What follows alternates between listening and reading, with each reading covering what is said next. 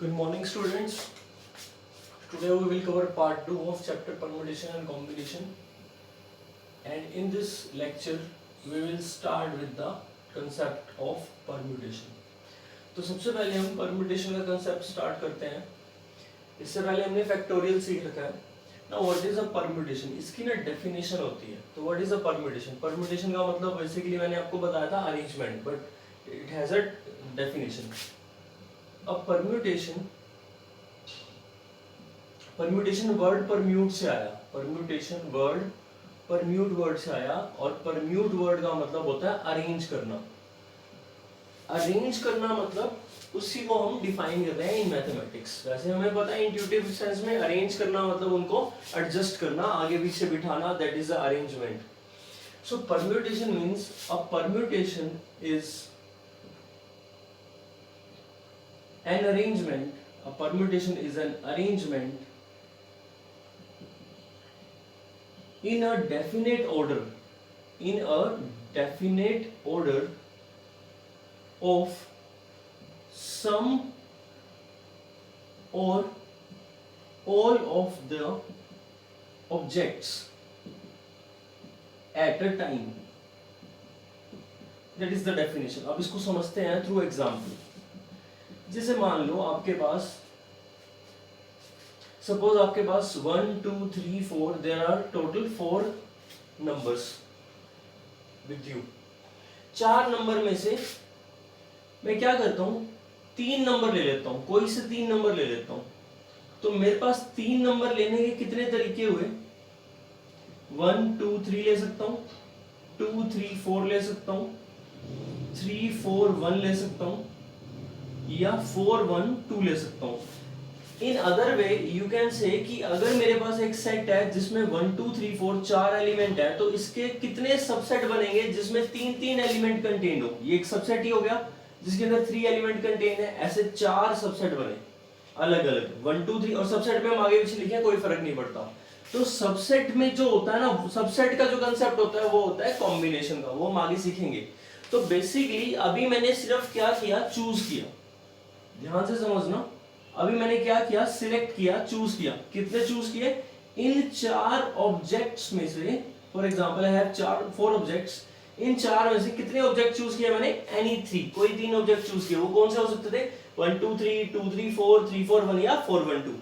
Now if I go for arranging these objects, तो I have 1 2 3 1 3 2 2 3 1 2 1 3 3 1 2 3 2 1. So basically ये क्या है, इसको बोलते हैं अरेंजमेंट. और अरेंजमेंट बिना चॉइस के पॉसिबल ही नहीं है. मींस हमेशा सबसे पहले गिवन ऑब्जेक्ट्स में से जो भी रिक्वायर्ड ऑब्जेक्ट आपको चाहिए वो ऑब्जेक्ट पहले चूज होंगे यानी सिलेक्ट होंगे, और फिर वो क्या होंगे, अरेंजमेंट. यानी कि इस चैप्टर में जो हम परम्यूटेशन कर रहे हैं वो कॉम्बिनेशन में ही मिला हुआ है. That means permutation combination is a part of permutation and permutation comes out of the combination. Means permutation include combination as well.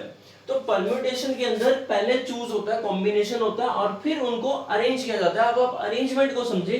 Arrangement की डेफिनेशन कहती है एन अरेंजमेंट, और परम्यूटेशन ही अरेंजमेंट है basically, is an arrangement in a definite order. अब definite order क्या हुआ, देखो पहले प्लेस पर 1 है, दूसरे पर 2, तीसरे पर 3. यहां हमें प्लेस से मैटर नहीं है. जब सिलेक्शन की बात करते हैं तो यानी ये सभी 6 जो हमने लिखे हैं 6 तरीके, ये सब एक ही है अगर मैं कॉम्बिनेशन की बात करूं, और परम्यूटेशन में ये डिफरेंट है. बस यही पूरे चैप्टर का क्रक्स है.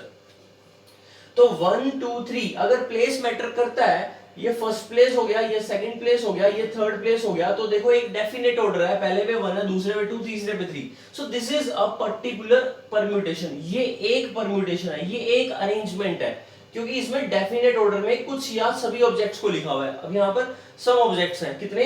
4 में से 3 ले रखे हैं, 4 में से 2 ले सकते हो, 4 में से 1 ले सकते हो, 4 में से 4 भी ले सकते हो.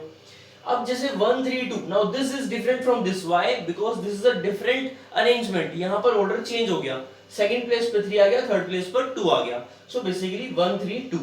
अब इसी तरह से कितने वेज से हम लिख सकते हैं? 6 वेज से हम 6 अरेंजमेंट है हमारे पास. So you got the arrangement concept. An arrangement or permutation means writing some objects or all of the objects in a definite order where the position matters. Where position doesn't matter, order doesn't matter, it is called a combination. चलिए, तो permutation की definition हो गई. अब हम आगे देखते हैं. इसमें परम्यूटेशन में हमारे पास दो थ्योरम है. तो let us see theorem 1. Theorem 1 states that number of ways to arrange. अब मैं अरेंज वर्ड लिखूं या परम्यूट, एक ही बात है, या परम्यूटेशन, तीनों का मतलब एक ही है. So number of ways to permute और arrange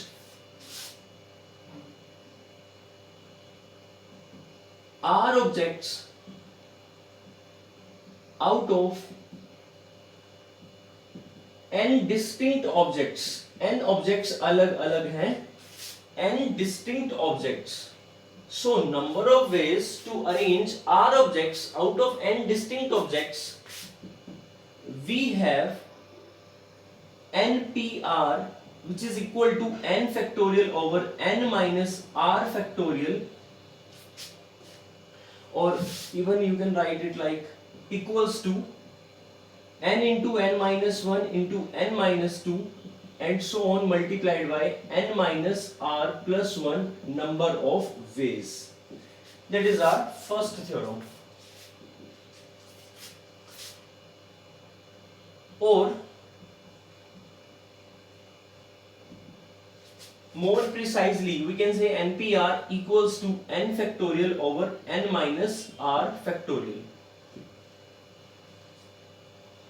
So that is the concept or theorem number 1. The number of ways to arrange r objects out of, obviously r is less than equal to n and greater than equal to 0.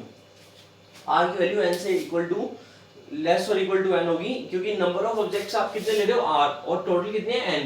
तो r n से ज्यादा तो हो नहीं सकते. हम जितनी चीजें दी हैं उसमें से उतनी चीजें ले सकते हैं, या उससे कम ले सकते हैं, या जीरो भी ले सकते हैं. ओके, सभी आपको समझाऊंगा मैं जीरो कैसे ले सकते हैं. मींस हमने सभी को जैसे वो थी वैसे ही वैसे छोड़ दिया, तो दैट मींस वो भी एक अरेंजमेंट है. दैट मींस हमने कोई भी जीरो सिलेक्ट की, जीरो अरेंज की, दैट मींस जैसी थी वो वैसे ही रखी है, तो that's also counting in a arrangement. So number of ways to arrange r objects out of n distinct objects, we have npr, which is equal to n into n minus 1 into n minus 2 into n minus r plus 1 ways, or you can write it npr equals to n factorial over n minus r factorial. ये formula आपका apply होगा question में where r is greater than equal to 0 and less than equal to n. इसे आप note कर लो. अब इस theorem के प्रूफ की बात कर लेते हैं. एज सच आपके सिलेबस में प्रूफ नहीं आएगा, बट स्टिल मैं आपको प्रूफ समझा देता हूँ. इसका प्रूफ इजी है और कर लेते हैं एक बार, तभी लॉजिक क्लियर होगा कि ऐसा क्यों हो रहा है. तो ये फर्स्ट थ्योरम है, number of ways to arrange r object out of n distinct object. ध्यान रखना, आर ऑब्जेक्ट को अरेंज कर रहे हैं एन डिस्टिंक्ट ऑब्जेक्ट में से. एन ऑब्जेक्ट अलग अलग हैं, उनमें से आर ऑब्जेक्ट को अरेंज कर रहे हैं. ये आर की वैल्यू एन के इक्वल भी हो सकती है और आर की वैल्यू एन से छोटी भी हो सकती है. आर एन से छोटा भी हो सकता है और इक्वल भी हो सकता है, और आर जीरो भी हो सकता है. तो तीन केस हम अलग अलग डिस्कस करेंगे. We have NPR, हमारे पास कितने वेज होंगे? NPR वेज होंगे, और NPR को हम ये प्रूव करेंगे ये कैसे आता है. सो थ्योरम 1 का प्रूफ करा रहा हूं आपको. Let us see the proof of theorem 1. Now let us write proof. To arrange और टू परम्यूट आर ऑब्जेक्ट्स. ये ऑब्जेक्ट्स कुछ भी हो सकते हैं. तो to arrange r objects out of total n which are distinct मतलब different, अलग अलग, n distinct objects,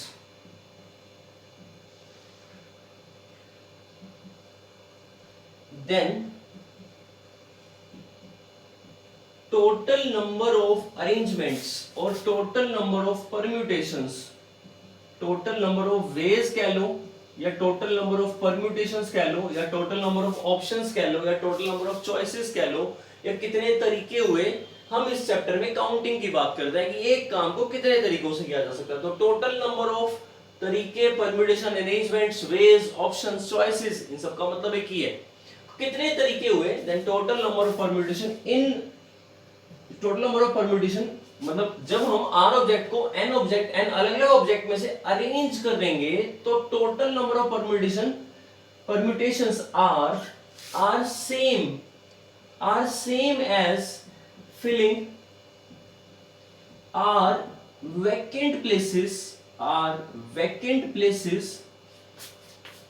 out of n distinct objects. Is that so? देखो समझो इसको, ट्राई करो। हम ये कहना चाह रहे हैं कि अगर आर ऑब्जेक्ट को अरेंज करना चाहते हैं हम टोटल एन डिस्टिंक्ट अलग अलग ऑब्जेक्ट में से, तो जितने नंबर ऑफ परम्यूटेशन होंगे वो वही नंबर ऑफ परम्यूटेशन होंगे यदि हम क्या करें, आर वैकेंट प्लेसेस को भर दें एन डिस्टिंक्ट ऑब्जेक्ट से।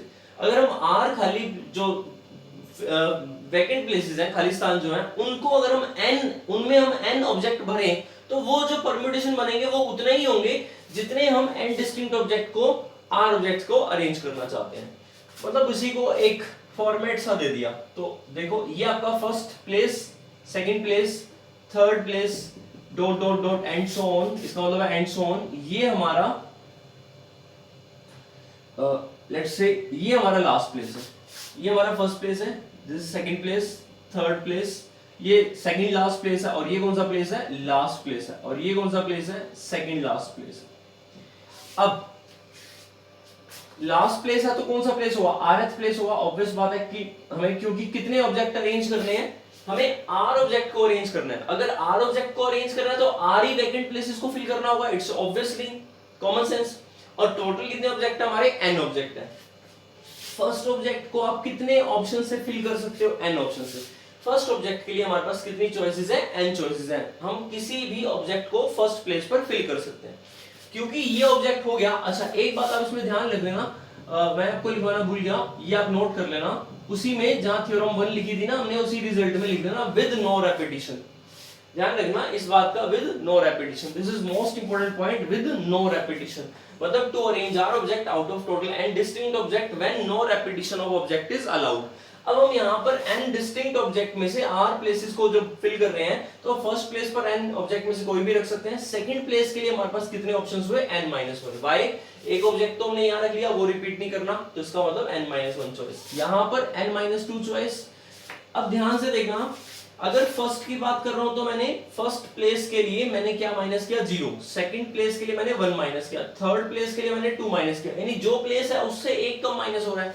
अगर rth प्लेस है तो कितना माइनस होगा, अगर 3 था तो 2 माइनस हो रहा है, अगर r था तो r माइनस 1 माइनस होगा, r है तो r माइनस 1 माइनस होगा, और यहाँ r माइनस 2 माइनस होगा क्योंकि r माइनस 1th प्लेस है। और by fundamental principle of counting, by fundamental principle of counting multiplication rule, the total number of ways for doing this is equal to the product of this. अब एक work को हम अगर n parts में divide करें, r parts में divide करें, और हमें पता है कि उनके डिवाइड करके हमारे पास टोटल नंबर ऑफ ऑप्शंस अलग अलग पार्ट के हैं, तो जब हम मल्टीप्लाई करते हैं तो फंडामेंटल प्रिंसिपल ऑफ काउंटिंग से टोटल नंबर ऑफ वेज आता है। सिखाया था मैंने आपको, n times n-1 into n-2 and so on, ये सारे मल्टीप्लाई करोगे कहां तक, यहां तक, और इसकी वैल्यू n-r ब्रैकेट खोल दिया +1। सो ये आपका प्रूव हो गया। ये आपका अभी जो थ्योरम लिखवाई थी उसमें आपको सेम टू सेम यही लिखवाया था। अब इसी को हम NPR लिख देते हैं शॉर्ट में, या कई बार हम PNR लिख देते हैं। P means permutation n objects का, r ऑब्जेक्ट्स का n में से, परम्यूटेशन r ऑब्जेक्ट का, अरेंजमेंट r ऑब्जेक्ट की n में से, तो यही इसका फॉर्मूला है। अब इसी को फर्दर मॉडिफाई करते हैं। तो अब मॉडिफाई करें तो क्या कर सकते हैं, देखो बस एक स्टेप और होता है। तो जब हम इसको मॉडिफाई करेंगे तो ये बनता है हमारा n into n-1 into n-2 and so on n-r+1। अब इसे मल्टीप्लाई एंड डिवाइड करते हैं हम, n-r+1 से नेक्स्ट क्या आएगा, n-r, फिर नेक्स्ट क्या आएगा, n-r-1। देखो एक एक कम होता है, n के बाद n-1 फिर n-2, इससे अगला क्या होगा, एक कम, 1 माइनस करेंगे तो n-r बचेगा, फिर एक और कम, कभी ना कभी खत्म होगा तो 1 पर भी जाएगा। तो 1 से लेकर n-r से मल्टीप्लाई, और 1 2 3 से लेकर n-r से डिवाइड। ऑब्वियसली यहाँ 2 होगा इससे पहले, तो हमने 1 से लेकर n-r से मल्टीप्लाई भी कर दिया और डिवाइड भी। गलत तो नहीं होगा ना, मैंने मल्टीप्लाई एंड डिवाइड दोनों ही किए। अब ध्यान से देखो तो 1 2 3 4 से लेकर कॉन्सेक्यूटिवली n तक प्रोडक्ट जा रहा है, which is nothing but n factorial by definition product of n consecutive positive integers now 1 से लेकर n minus r तक जा रहा है, तो it is product of n minus r natural numbers, so n factorial by n minus r factorial, यही आपका formula था npr का। अब मैंने आपको कहा था कि मैं आपको प्रूफ करके दिखाऊंगा 0 फैक्टोरियल 1 है, लो इसका प्रूफ मैं आपको बता रहा हूं कि ये 1 क्यों होता है। मान लो हम r को n रख लेते हैं, दैट मींस हम n ही वेकेंट प्लेसेस हैं और n ही ऑब्जेक्ट है, सबको भरते हैं, तो n n-1 n-2 and so on. अगर हमारा nth प्लेस आएगा यहाँ पर तो n-1, n से n cancel, minus minus plus 1, यानी लास्ट के लिए क्या बचेगा, 1 बचेगा। अब अगर आप प्रोडक्ट करोगे तो लास्ट पे आपका 1 आया, तो this is nothing but equal to n factorial. That means अगर हमारे पास n वैकेंट प्लेसेस हैं और n डिस्टिंक्ट ऑब्जेक्ट है, रेपिटेशन अलाउड नहीं है, तो टोटल नंबर ऑफ वेज कितने होंगे, n फैक्टोरियल। बट ये वाले n फैक्टोरियल किसके इक्वल है, npr के, और npr किसके इक्वल है, इसके इक्वल है। प्रूफ किया था, जहां पर r को मैंने n रखा है, r को अगर मैं n रखूंगा तो by the formula npn equal to होगा n factorial over n minus n which is 0 factorial. अब npn की वैल्यू ये भी है और npn की वैल्यू ये भी है, दैट मींस ये दोनों इक्वल होंगे, n factorial equal to n factorial by 0 factorial, और 0 n से n कैंसिल, क्रॉस मल्टीप्लाई करोगे तो 0 फैक्टोरियल इक्वल टू कितना प्रूव हो गया, 1। That is the proof of 0 factorial equal to 1। So I hope आपको क्लियर हुआ होगा। तो आज के लिए एक और थ्योरम मैं आपको बता देता हूं, ये थी थ्योरम 1। तो दो थ्योरम है इसके अंदर। बिफोर 7.3 एक्सरसाइज सेकंड थ्योरम, आपने प्रूफ के साथ करना है इसको नोटबुक पर। Second theorem, total number of ways to arrange r objects out of n distinct objects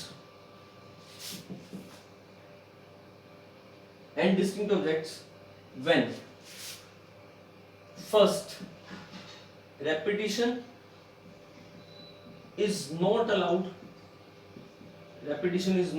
इसे नोट कर लेना, equal to npr which is equal to n factorial over n minus r factorial। आपको बस question में ना ये identify करना होता है कि n क्या है और r क्या है, रेपिटेशन अलाउड है या नहीं है। रेपिटेशन अलाउड नहीं है तो npr ये फॉर्मूला लगेगा, n टोटल ऑब्जेक्ट होंगे और r ऑब्जेक्ट आपको अरेंज करने होंगे, आपको क्वेश्चन में मिल जाएगा। और second case when repetition is allowed, जो सेकंड केस है ना वो एक्चुअल थ्योरम 2 है, ये थ्योरम 1 थी और ये थ्योरम 2 है। ये ऊपर वाली स्टेटमेंट दोनों थ्योरम के लिए कॉमन है, सेम है। Total number of ways to arrange r object out of n distinct object we have when repetition is not allowed, this when repetition is allowed में, that means one object can be repeated n number of times, एक object को n number of times लिया जा सकता है। When repetition is allowed then it is just directly equal to n raise power r। इसमें n और r पे कोई कंडीशन नहीं है, क्योंकि अब देखो अगर आपके पास दो ऑब्जेक्ट है तब भी आप तीन ऑब्जेक्ट को अरेंज कर सकते हो, क्योंकि मैं उन दो ऑब्जेक्ट को रिपीट कर सकता हूं, तो मैं कितने भी ऑब्जेक्ट को अरेंज कर सकता हूं, तो n रेज़ पावर r। तो इसका प्रूफ करोगे ना तो ये भी बहुत इजी है, सिंपल, बिल्कुल फर्स्ट प्रूफ की तरह। r वैकेंट प्लेसेस को n ऑब्जेक्ट से भरना है, फर्स्ट को n से भर सकते हो, सेकंड को भी कितने से भर सकते हो, n से, क्योंकि इस बार रेपिटेशन अलाउड है, दैट मींस आप सेकंड ऑब्जेक्ट के लिए n चॉइसेस रहती हैं आपके पास, एवरी ऑब्जेक्ट के लिए n चॉइसेस है, क्योंकि r ऑब्जेक्ट अरेंज करने हैं, प्रोडक्ट करोगे bye fundamental principle of counting से, देन यू आपके पास हो जाएगा। एफपीसी पे हम नेक्स्ट वीडियो में हम एफपीसी पे और ज्यादा डिटेल में डिस्कस करेंगे। तो ये आपके पास 7.3 एक्सरसाइज के लिए मेन रिजल्ट हो गया, थ्योरम होगी, बस इसके बाद हम 7.3 एक्सरसाइज करेंगे। आपने ये दोनों थ्योरम अच्छे से रिवाइज कर लेनी है विद प्रूफ, और नोट भी कर लेना है फेयर नोटबुक पर।